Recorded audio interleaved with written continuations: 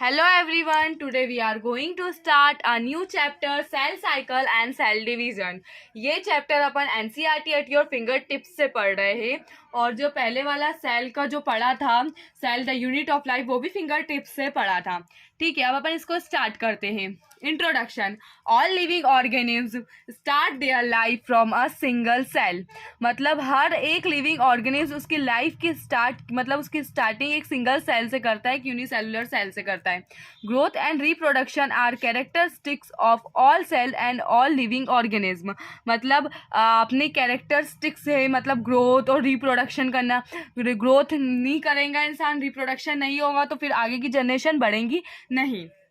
ठीक है, कैरेक्टर है ये सेल्स का कि लिविंग ऑर्गेनिज्म में ग्रोथ करवाए, मतलब ग्रोथ करवाए और अपना रिप्रोडक्शन करवाए.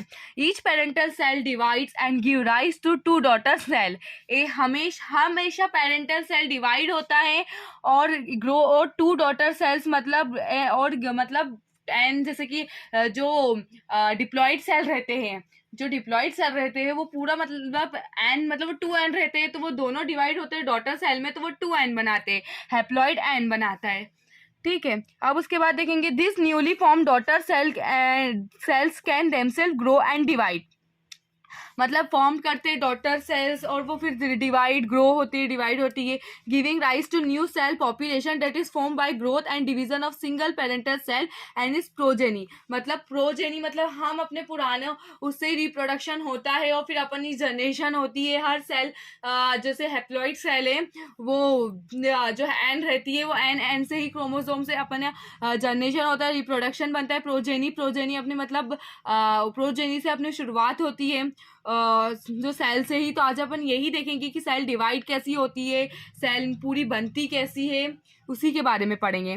सच cycles of growth and division allow a single cell to form a structure consisting of millions of cell. मतलब जो ग्रोथ और डिवीजन करती है एक सिंगल सेल वो बहुत सारे मिलियंस ऑफ सेल का मतलब स्ट्रक्चर कंसिस्ट करती है. जो साइकिल्स रहती है cell cycle, cell division chapter का नाम ही है सेल साइकिल और सेल डिवीजन. बहुत सारी रहती है सेल साइकिल में, G1 एम फेज इंटरफेस बहुत सब रहता है, इंटरफेस एम फेज. अब नेक्स्ट पढ़ेंगे अपन, अपना इंट्रोडक्शन तो हो गया है, अपन पढ़ेंगे cell cycle. Cell cycle is very important process in all living organisms. During the division of cell, DNA replication and cell growth also takes place. इसमें बोला है कि all live सेल की मतलब सेल डिवीजन होना हर ऑर्गेनिज्म में बहुत important है, is a very important. During the division of cell मतलब डीएनए रेप्लिकेशन होता है, ग्रोथ होती है सेल की.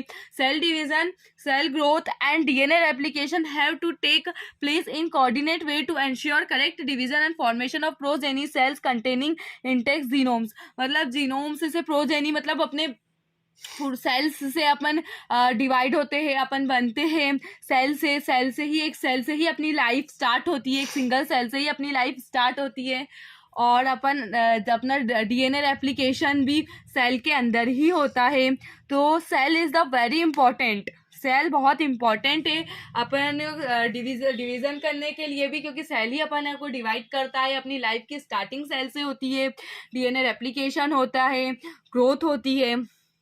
The sequence of events by which a cell duplicates its genome, synthesis the other constituent of the cell and eventually divides into two daughter cell is termed cell cycle. मतलब cell cycle के अंदर वो cell duplicate करता है, मतलब genome को मतलब अपने एन जैसे कि एक मेल का फीमेल का एन से फिर बन के 2n बनता है, मतलब वो डुप्लीकेट्स करता है सेल और फिर डिवाइड्स करता है टू डॉटर सेल में. जो 2n को उसने पहले माइटोसिस करता है, मियोसिस करता है, बहुत कुछ सेल करता है.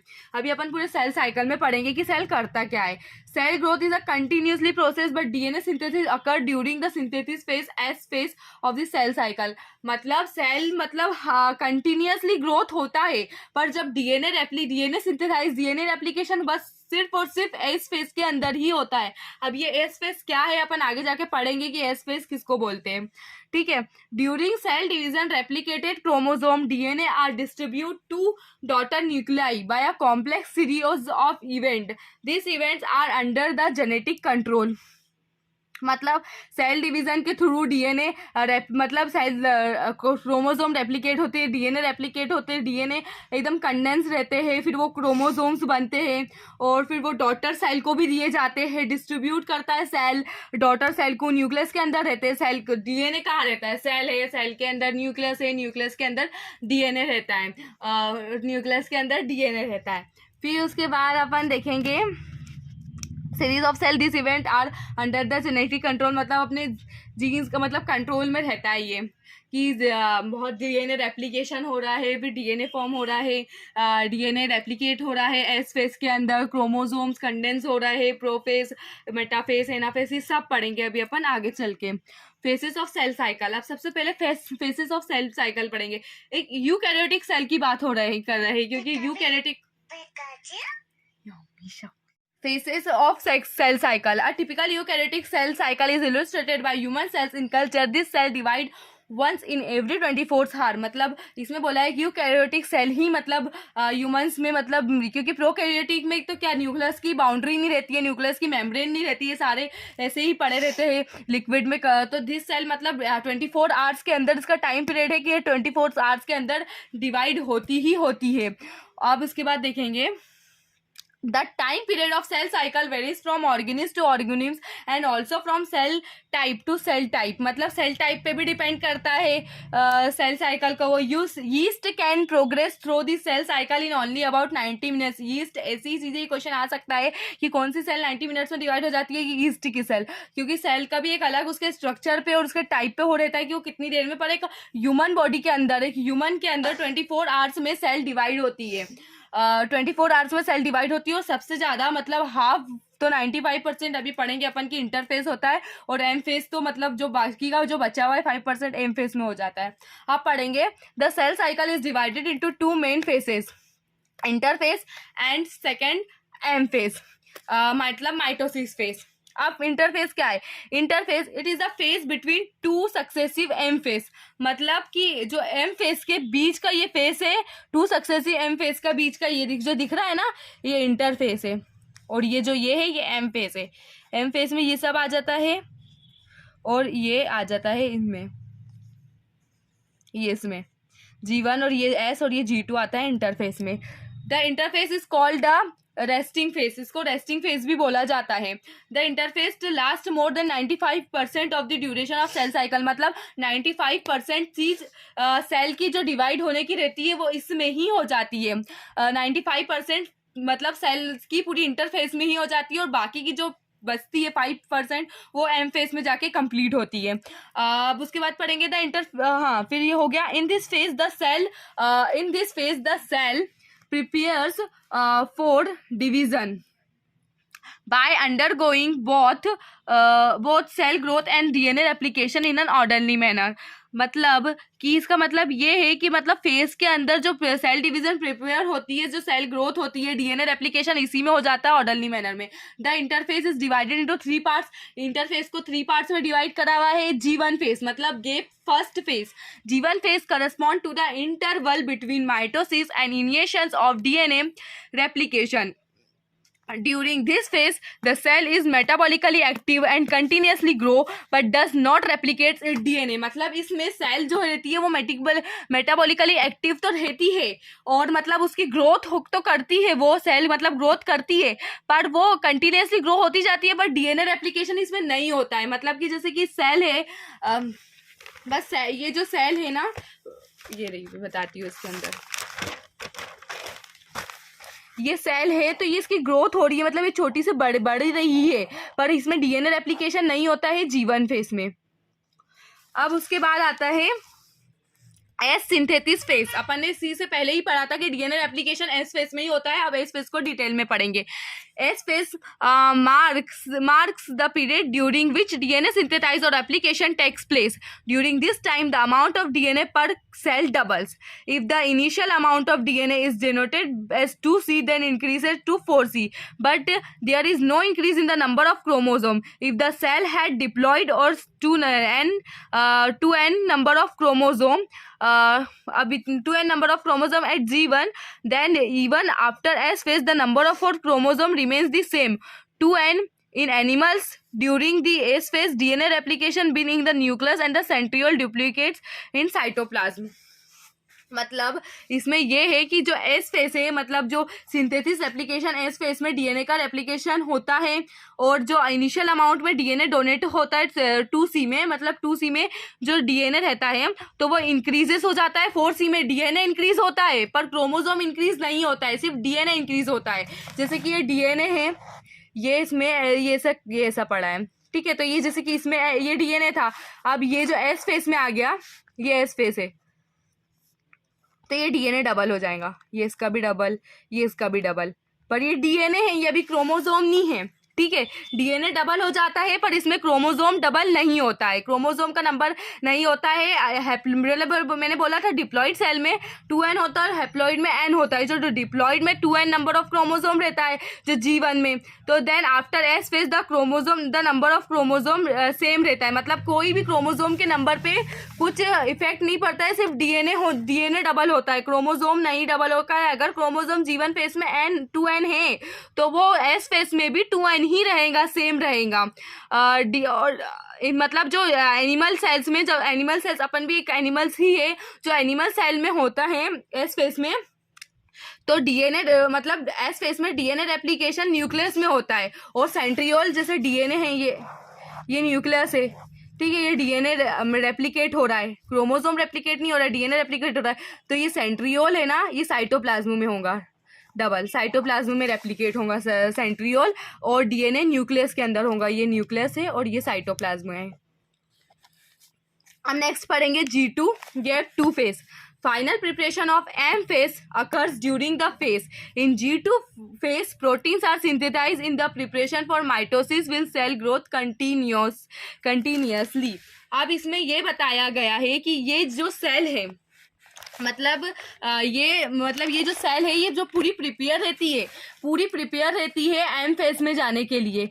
एम फेज में जाने के लिए ये जो G2 है, ये G2 सेल है, ये पूरी प्रिपेयर रहती है एम फेज में जाने के लिए, और ये प्रोटीन इसका प्रोटीन सिंथेसाइज होता है यहाँ पर, सेल ग्रोथ कंटिन्यूसली होती है, और मतलब ये पूरी प्रिपरेशन हो जाती है और फाइनल प्रिपरेशन पोजीशन रहती है, और ये पूरी मतलब तैयार रहती है जाने के लिए कि वो एम फेज में एंट्री ले सके। अब पूरी प्रिपरेशन होती है मतलब इसकी माइटोसिस में जाने के लिए, एम फेज में जाने के लिए। Interface is the longest. अब ये कुछ मेन पॉइंट्स पढ़ेंगे जो यहाँ पर दिए गए हैं डिटेल में। Interphase is the longest and very active phase of the cell cycle, मतलब सबसे ज्यादा बड़ा फेज जो रहता है, मैंने बोला 95% इंटरफेस ही रहता है, तो ये लॉन्गेस्ट फेज है सेल साइकिल का और बहुत एक्टिव फेज है सेल साइकिल का। During G1 phase cell synthesize during types of RNA and proteins. इसमें मैंने बताया G1 फेज में सिंथेसाइज होता है different types of RNA proteins, मतलब सेल ग्रोथ करती है। अब इसमें आ जाएगा क्वेश्चन स्टेज G0। अब ये G0 स्टेज है क्या, ये यहाँ पर जो पूरा इसका डायग्राम दिया हुआ है, तो ये डायग्राम में भी ये है, ये जो G0 फेस है, ये सेल है, ये G1 है, ये सब है, और ये G0 फेस है। तो ये G0 फेस है क्या, तो some cell in the adult animals some cells in the adult animals does not appear to exhibit division, example heart cells and many other cell division only occasion as needed to replace cell that have been lost because of injury or cell death. This cell do not divide further than exists G1 phase to enter on inactive stage, cell question stage G0 of the cell cycle. Cell in this stage remain metabolically active but no longer proliferate unless called on to do depending on requirement of the organism. अब इसमें ये बताया गया है कि जो G0 phase है, जैसे अपनी हार्ट की सेल रहती है और वो मतलब हार्ट की जो एडल्ट में हार्ट की वो कुछ हार्ट की सेल्स रहती है, मैनी अदर सेल वो डिवाइड नहीं होती है, और कोई सी सेल मतलब इंजरी मतलब कुछ उसमें खराब मतलब कुछ चीज़ नहीं रहती है, जैसे कि अगर वो पूरी ग्रोथ नहीं कर पाई और अगर वो कोई सेल डेथ हो जाती है तो मतलब वो वापस G0 फेज में चली जाती है। अगर कोई सेल डेथ हो रही है और अगर वो कोई सारे एंजाइम लगे रहते हैं, हर एक G1 के पास एक एंजाइम लगा रहता है कि वो एंट्री नहीं दे, अगर कुछ खराबी आ रही है वो सेल में तो वो आगे नहीं भेजता है, वो सेल G0 में चली जाती है, और फिर वो जब तक कि और G0 में वो सेल मतलब मतलब एक्टिव तो रहती है पर वो कुछ कर नहीं सकती, और वो मतलब जब तक कि वो ठीक नहीं होती, उसमें कुछ हो नहीं होता, वो आगे नहीं पहुंचाई जाती है। इसमें लिखा है ना, cell in this state remain metabolically active but no longer proliferate unless called on to depending on the requirement of the organism. उसको जो रिक्वायरमेंट उसकी पूरी नहीं होती है ऑर्गेनिज्म की, जब तक कि वो दूसरे उसमें एंटर नहीं करती है, और कुछ एंजाइम लगे रहते हैं। जैसे अपन कहीं बाहर घूमने जा रहा है और अगर जैसे बाहर रास्ते में पुलिस जैसे खड़ी रहती है, वैसे ही ये सेल मतलब पूरी रोक देते हैं अगर कुछ मतलब कुछ पेपर्स वेपर्स नहीं हो। वैसे ही ये सेल एंजाइम लगे रहते हैं जीवन के बाद। जैसे ये जीवन है, जीवन फेस है, तो अगर इसको एस फेस में एंट्री लेनी है तो यहाँ एंजाइम रहेगा। अगर पूरी सेल रेडी है, अगर रेडी नहीं है तो उसको G0 फेस में भेज देंगे। और अगर वो पूरे उसमें जो जो नीड्स है एस फेस की वो पूरी कंप्लीट है तो एस में चली जाएंगी, फिर G2 में जाएंगी। अगर उसकी नीड्स कंप्लीट है तो G2 में जाएंगी, वरना वो G0 में चली जाएंगी, G0 में। अब उसके बाद आता है सेकेंड पॉइंट। अब उसके बाद आता है M phase mitosis phase. M phase represent the phase when actually cell division और माइटोसिस। उसके बाद पढ़ेंगे next M phase mitosis phase. M phase represent the phase when actual cell division और माइटोसिस अकर्स। मतलब एम फेस मतलब वो phase है जहां पर सेल डिवीजन मतलब सेल डिवीजन एक्चुअली होता है, और in the 24 hours average duration of the cell cycle of human cell. मतलब इसमें एवरेज ड्यूरेशन रहता है, बाकी का पूरा तो इंटरफेस में ही रहता है। Cell division proper last for only about 1 hour. 1 hour में होता है, 23 आवर्स में इंटरफेस होता है, और एक 1 आवर के अंदर एम फेस होता है। The M phase start with the nuclear division corresponding to the separation of daughter chromosome karyokinesis, and usually ends with division of cytoplasm cytokinesis। मतलब जो न्यूक्लियस के डिवीजन को बोलते हैं कैरियोकाइनेसिस, और साइटोप्लाज्म के डिवीजन को बोलते हैं and with the division of cytokinesis. मतलब सेपरेशन ऑफ डॉटर क्रोमोसोम। मतलब कैरियोकाइनेसिस डॉटर क्रोमोसोम काय में होता है, न्यूक्लियस में होता है। न्यूक्लियस तो हो रहा है तो करस्पॉन्डिंग न्यूक्लियस में ही होता है, तो वो कैरियोकाइनेसिस बोलेंगे क्योंकि न्यूक्लियस ही डिवाइड होगा, फिर साइटोप्लाज्म में डिवाइड होगा। In animal mitotic cell division is only cell in the diploid somatic cell. Somatic cell क्या होती है, 2n वाली, डिप्लॉइड 2n वाली। एक्सेप्शन मेल हनी बीज दैट आर हैप्लॉइड। मतलब मेल जो हनी बीज रहती है वो हैप्लॉइड लेती है। प्लांट्स और mitotic division in both haploid and diploid cell. Plant show करता है माइटोटिक डिवीजन मतलब हैप्लॉइड में भी और डिप्लॉइड में भी, और जो एनिमल सेल डिवीजन है वो डिप्लॉइड में ही शो करता है। In animal cell mitosis cell division only. मतलब जो माइटोटिक डिवीजन होता है वो 2n में ही होता है एनिमल्स में, और एक्सेप्शन मेल हनी बीज दैट आर हैप्लॉइड। जो मेल हनी बीज रहती है उसमें हैप्लॉइड होता है। प्लांट्स शो माइटोटिक और बोथ। मतलब प्लांट हैप्लॉइड भी शो करता है इसमें और डेप्लॉइड भी शो करता है। तो गाइस अब अपन ने एम फेस का इंट्रो देख लिया है। अब एम फेस को इसके नेक्स्ट वीडियो में डिटेल्स में पढ़ेंगे। So thank you so much for watching this video. Like share comment and subscribe my YouTube channel.